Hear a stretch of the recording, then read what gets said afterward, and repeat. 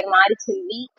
நான் வந்து இங்க 2022, 23 அந்த வருஷத்துல வந்து குரூப் 4 வந்து நம்ம அகாடமில சேர்ந்தேன். அது நான் ரொம்ப கஷ்டமான சூழ்நிலையில தான் இங்க வந்து சேர்ந்தேன். எப்படின்னா ஃபர்ஸ்ட் என்னோட லைஃப் ஸ்டைலே வேற மாதிரி இருந்துச்சு. நான் வந்து ஒரு ஃபேமிலி உமன். எனக்கு 2 பசங்க பிறந்தாங்க. என் பையன் வந்து 10 மாச குழந்தை. அப்புறம் என் ஹஸ்பண்ட் வந்து தவறிட்டாரு. அதுக்கப்புறமேட்டு தான் எனக்கு படிக்கணுங்க ஒரு அப்ப கூட எனக்கு படிக்கணும்னு தோணல. வேலைக்கு போகணும், பசங்களை காப்பாற்றணும் அப்படின்னு சொல்லிட்டு நிறைய பிரைவேட் கடை அந்த மாதிரி 12th தான் படிச்சிருந்தேன். அதனால அவ்வளவுதான் எனக்கு கடையில தான் வேலை கிடைக்கிற மாதிரி இருக்குன்றனால நிறைய கடைக்கு வேலை தேடி போயிருக்கேன். எங்கேயுமே எனக்கு வேலை கிடைக்கவே இல்லை. நான் எங்க போனாலும் ஃபர்ஸ்ட் என்கிட்ட கேட்கற கொஸ்டின் டிகிரி இருக்கா, உங்கள்கிட்ட டிகிரி இருக்கா, இப்படிதான் கேட்பாங்க. நான் வந்து +2 முடிக்கவே மேரேஜ் பண்ணிட்டேன். Love marriage. அத்தை பையன் மேரேஜ் முடிச்சேன். அதுக்கப்புறம் இந்த மாதிரி சூழ்நிலைனால இறந்துட்டாங்க. அப்புறம் டிகிரி நான் அப்போ கம்ப்ளீட் பண்ணாததோட விளைவு நான் வேலை தேடும் போதுதான் எனக்கு தெரிஞ்சிச்சு. நிறைய பேர் வந்து இப்போ எங்க ஊர்லயே டிஸ்கண்டினியூ பண்ண பையங்க நிறைய பேர் இருக்காங்க. அவங்களுக்குலாம் இப்ப தெரியாது, ஒரு ஸ்டேஜுக்கு அப்புறம் தெரியும் நம்ம படிக்காம விட்டுட்டோம் அப்படின்னு சொல்லிட்டு. அது மாதிரி எனக்கு வந்து அந்த வேலை தேடும் போது தெரிஞ்சிச்சு. அப்புறம் ஒரு ஒரு 2 வருஷம் போல வேலை பார்த்துக்கிட்டே படிச்சேன். நான் வந்து ஒரு மாசம் வந்து ஜவுளி கடையில வேலை பார்த்திருக்கேன். ஒரு 6 மாசம் வந்து கார்மெண்ட்ஸ்ல வேலை பார்த்தேன். அப்புறம் ஒரு 1.5 வருஷம் வந்து இ-சேவை மையத்துல வேலை பார்த்தேன். இந்த மாதிரி எல்லாமே எனக்கு வந்து காலையில 8 மணிக்கு போனா நைட்டு 8, 9 மணிக்கு வர்ற வேலை தான். எல்லா வேலைக்குமே 6000 ரூபாய் மட்டும் தான் சம்பளம். அப்ப எனக்கு ஒண்ணே ஒண்ணு மட்டும் தான் தோணுச்சு, இந்த 6000 ரூபாய் சம்பளத்துக்கு நம்ம காலையில இருந்து சாயந்தரம் வர ஒருத்தனுக்கு மாங்குன்னு உழைச்சு போடுறோம். ஆனா நமக்குன்னு ஒரு ரெஸ்பெக்ட் இல்ல, நம்ம ஃபேமிலிக்கு எதுவுமே நம்மளால பண்ண முடியல, நமக்கு பிடிச்சது கூட நம்மளால வாங்க முடியல. இதை முடிக்கிறதுக்கு நமக்கு என்ன வழி, அதை மட்டும் தான் நான் யோசிச்சேன். நம்ம இனிமேல் போறா இருந்தா காத்து விட்டா இருந்தாலும் கவர்மெண்ட் விட்டா இருக்கணும் மட்டும் தான் நினைச்சேன். அதுக்கு என்ன வழி? நான் வந்து விடுவங்கனால எனக்கு வேலை வந்து ஈஸியா கிடைக்கும். அதனால நான் என்ன பண்ணேன்னா, எனக்கு அப்போ விடோ சர்டிபிகேட்டு எல்லா சர்டிபிகேட்டுமே சங்கரங்கோயில்ல, அதாவது குலசேகரமங்கலம் வில்லேஜ்னு ஒரு வில்லேஜ், அதுக்கு நம்ம சார் தான் விஏஓவா இருந்தாங்க. இவங்களை வந்து நான் டெஸ்ட் விடோ சர்டிபிகேட்டுக்காண்டி ஃபர்ஸ்ட் டைம் போய் மீட் பண்றேன்.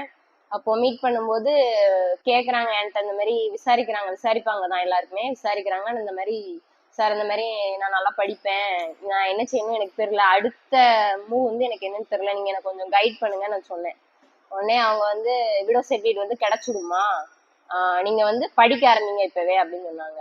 ஏன்னா விடோ சர்டிஃபிகேட் வந்து கண்டிப்பா ஒரு 1 இயர் ஆகும் கிடைக்கிறதுக்கு நமக்கு. அது வந்து டெஸ்ட் டேட் விடோன்னு சொல்லுவாங்க. இங்க யாராவது டெஸ்ட் டேட் விடோ இருந்தீங்கன்னா, இருக்காங்களா சார்?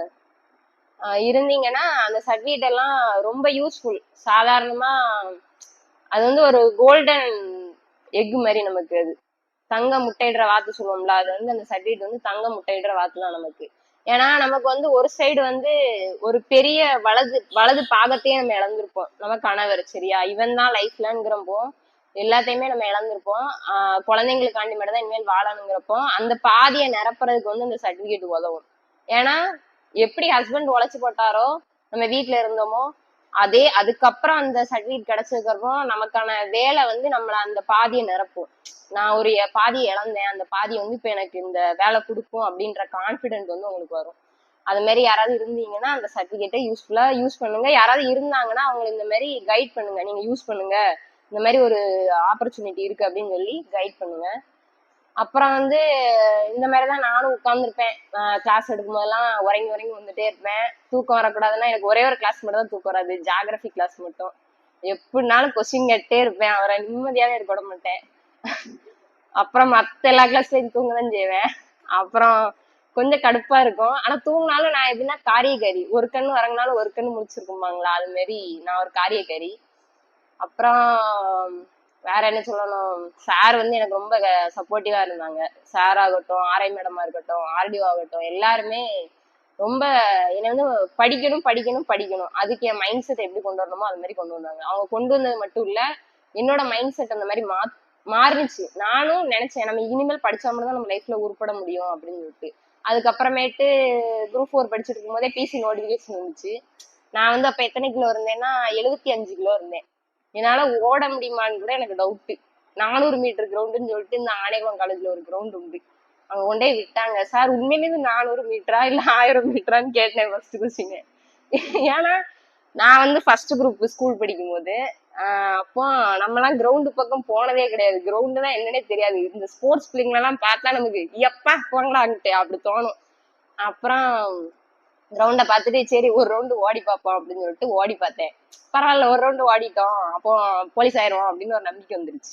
சரி ஓடி முடிச்சாச்சு, நம்ம டைமிங் பார்க்கணும் அப்படின்னு சொன்னாங்க. டைமிங் பார்த்தா 2:40 வரணும், நமக்கு டைமிங் 3 ஆகுது. இப்படி முடியாது போலயா அப்படின்னு சொல்லிட்டு சார் சொன்னாங்க. ஒரு பிடி சார், அப்போ திருமலைக்குமார்னு ஒரு சார் இருப்பாங்க, அவங்க, அப்புறம் ரமேஷ் சார், அப்புறம் கூட இருக்கிற பிள்ளைங்க எல்லாம் உண்மையிலே பாராட்டணும். எல்லாருமே அக்கா வாங்க போலாம், அக்கா வாங்க போலாம் அப்படின்னு சொல்லிட்டு ரொம்ப மோட்டிவேட் பண்ணிட்டே இருப்பாங்க. அப்படியே சரசரன்னு அப்பயே வெயிட் குறைய ஆரம்பிச்சுது. டயட்ல இருந்தேன், வெயிட் ஒரு 64 வந்துச்சு. பிசிக்கல் அட்டன் பண்ணேன்.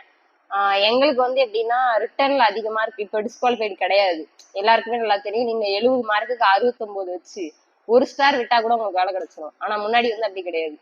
நீங்க கண்டிப்பா எல்லாத்துலயுமே ஒரு ஸ்டார் போட்டா மட்டும்தான் உள்ளே போக முடியும்.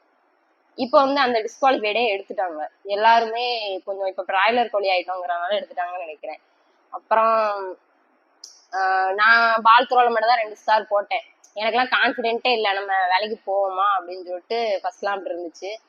அப்புறம் ரிசல்ட் வருமானு வேற ஒரு டவுட். ரிசல்ட்டும் ரொம்ப நாள் இழுத்தடிச்சாங்க. அப்புறம் ரிசல்ட் வந்துச்சு. அதுக்கப்புறம் என்ன ஆயிடுச்சுன்னா 64 கிலோ இருந்து சரசரன்னு திரும்ப 75 கிலோ போயிடுச்சு. ஏன்னா ரிசல்ட் வர்ற கேப் வந்து ஒரு கிட்டத்தட்ட 6-7 மாசம் இருந்துச்சு. அப்புறம் ட்ரைனிங் போகும்போது ரொம்ப கஷ்டப்பட்டேன். முதல்ல அங்க போய் ஒரு 1 மந்த் வந்து ரொம்ப கஷ்டமா இருந்துச்சு. நம்மளால முடியாது போலயே அப்படின்னு அடிக்கடி தோணும். ஆனா அப்படிலாம் எதுவுமே கிடையாது, நம்ம நினைச்சா நம்மளால முடியும். அப்ப நான் இருந்த போட்டோ வேணா சார ஸ்டேட்டஸ்ல வைக்க சொல்றேன், பாருங்க எல்லாரும். சாரோட நம்பர் இருந்துச்சுன்னா பாருங்கண்ணே. இப்படி இருந்தேன்னா இப்படி ஆயிட்டேன்னு இப்படி ஆயிட்டேன். இன்னும் ஒல்லியா இருந்தேன். இப்போ 1 மாசம் ஒரே கடை சாப்பாடு, தாம்பரத்துல வரை எங்க நான் பார்த்தாலும் கடை சாப்பாடு தான், வீட்டுல சாப்பிட முடியல. அதனாலதான் வெயிட் மறுபடியும் ஒரு 2-3 கிலோ கிட்ட கூடிடுச்சு. அல்லாட்டினா ஒரு 60 கிலோல இருந்துச்சு. எல்லாருமே சொல்றது ஒண்ணுதான், நல்லா படிங்க. அதாவது இங்க வந்து காலேஜ் வர்ற மாதிரி நினைச்சு வரக்கூடாது. நீங்க உண்மையிலே இவ்வளவு பேர் படிக்க வந்திருக்கதே ஒரு வெற்றி தான் உங்களுக்கு. நீங்க வந்து இத வந்து எப்படி பார்க்கணும்னா, உங்க வீட்டுல ஒரு சிலரை ஃபோர்ஸ் பண்ணி நீ வீட்லயே இருக்காத, ஓடு படிக்க ஓடு அப்படி தள்ளி இருக்கலாம். ஒரு சிலர் வந்து நம்ம வீட்டுல இருந்தா வேலை பார்க்க சொல்லுவாங்க, நம்ம இங்க படிக்க வந்துடும் சொல்லிட்டு ஒரு சிலர் இருந்திருப்பீங்க. ஒரு சிலர் வந்து ஃபேமிலியோட இதுக்காண்டி இருந்திருப்பீங்க. நான் படிச்சாதான் என் ஃபேமிலியில அடுத்த மூவே இருக்கும், தம்பி தங்கச்சி பார்க்கணும், அம்மா அப்பாவை பார்க்கணும் அப்படின்ற மைண்ட் செட்ல ஒருத்தர் வந்திருப்பீங்க. இவங்க எல்லாருக்குமே சொல்லிக்கிறது ஒன்னே ஒண்ணுதான், நீ எல்லாருமே அந்த ஒரு சிலர் நல்லா படிப்பாங்க, அவங்கள பார்த்து வெறி ஆகணும். இவனே மாதிரி நம்மளும் படிக்கணும், நம்ம தான் ஃபர்ஸ்ட் வரணும் அப்படின்னு எல்லாரையும் ஒருத்தருக்கு ஒருத்தர் வெறி ஆகணும். வெறியாயி படிங்க. வேற என்ன சொல்றேன்னு தெரியல. பிசிக்கல் ஃபிட்னஸ் வச்சுக்கோங்க. பசங்களா இருந்தா கயிறுல தான் அதிக பேருக்கு போகும். எங்க இதுல பசங்களுக்கு ஒரு 4-5 பேருக்கு கயிறுல போச்சு. அது மாதிரி பிசிக்கல் ஃபிட்னஸ் நல்லா வச்சுக்கோங்க. நல்லா சாப்பிடுங்க. காலையில ஒரு அதிகாலையில ஒரு 4 மணி போல எந்திரிச்சு படிக்க ஆரம்பிச்சீங்கன்னா ஒரு 6 மணி வரைக்கும் படிங்க. அது உங்களுக்கு நல்ல மைண்ட்ல நிற்கும். நெக்ஸ்ட் வந்து போலீஸ் ஸ்டாப்புக்கு ஏன் போறேன்னு ஒரு சிலர்லாம் தூண்டிடுவாங்க. அதெல்லாம் ஒரு வேலையா, போக்கத்துல தான் போலீஸ் வேலைக்கு போகும் அப்படிலாம் நினைக்காதீங்க. போலீஸ் வேலை மாதிரி ஒரு கௌரவமான வேலை இந்த உலகத்திலே கிடையாது. இப்போ நான் வந்து இதுக்கு முன்ன இருந்ததுக்கும், அதாவது யூனிஃபார்ம் சர்வீஸ், போலீஸ்ன்னு இல்லை, யூனிஃபார்ம் சர்வீஸ் எவ்வளவோ சின்ன பிள்ளைங்க வந்து கஷ்டப்பட்டிருப்போம். எங்க ஃபேமிலிலாம் ரொம்ப கஷ்டப்பட்டான், இப்பவும் கஷ்டம் தான் படுறோம். இப்ப நான் வேலைக்கு வந்துட்டேன், ஆனா என் தம்பி அண்ணெல்லாம் இன்னும் கஷ்டம் தான் படுறான். மதிக்க கூட மாட்டாங்க, நம்ம ஃபேமிலி வந்து ஒரு சிலர் மதிக்க கூட மாட்டாங்க. ஆனா நம்ம ஒரு நான் அவனை மறக்கவே மாட்டேன் சார். ஏன்னா ரொம்ப கஷ்டம், என்னால புக்கே வாங்க முடியாது. அந்த சூழ்நிலையில எனக்கு புக் வாங்க 2000 ரூபாய் கொடுத்த மனுஷன்.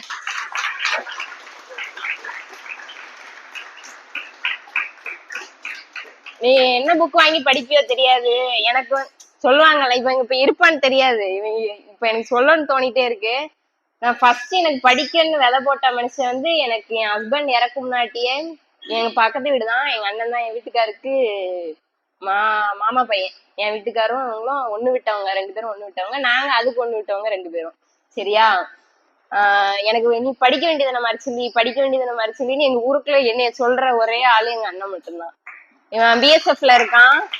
இப்ப எஸ்ஐ படிக்க வந்திருக்காங்க நினைக்கிறேன். எஸ்ஐ தானே, எஸ்ஐ படிக்க வந்திருக்காங்க. சரியா? எனக்கு எனக்கு தூண்டுகோலா இருந்த ஒரே மனுஷன் அவன்தான். நான் நல்லா இருக்கணும், நான் என் ஹஸ்பண்ட் இறந்துட்டாங்க அப்படின்னு நான் கால் பண்ணி சொல்றேன், விடுவேன் சொல்றேன். சொன்ன உடனே எனக்கு யோசிக்கவே இல்ல. 2000 ரூபாய் போட்டுட்டு உனக்கு என்ன படிக்கணும்னு தோணுதோ படி, புக்க வாங்கி.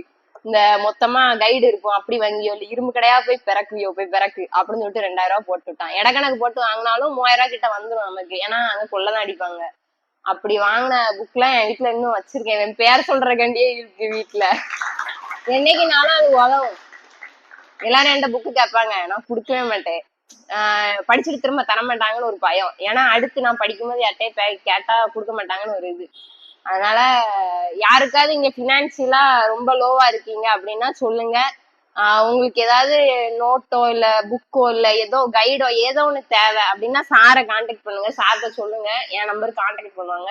நான் உங்களுக்கு கண்டிப்பா வாங்கி தரேன். சரியா? யாராவது இந்த மாதிரி பினான்சியலா லோவா இருக்கிறவங்க யாராவது இருந்தா சொல்லுங்க சார். சிங்கிள் பேரண்ட் அந்த மாதிரி இருக்கிறவங்க யாராவது இருந்தா சொல்லுங்க, நான் கண்டிப்பா சப்போர்ட் பண்றேன்.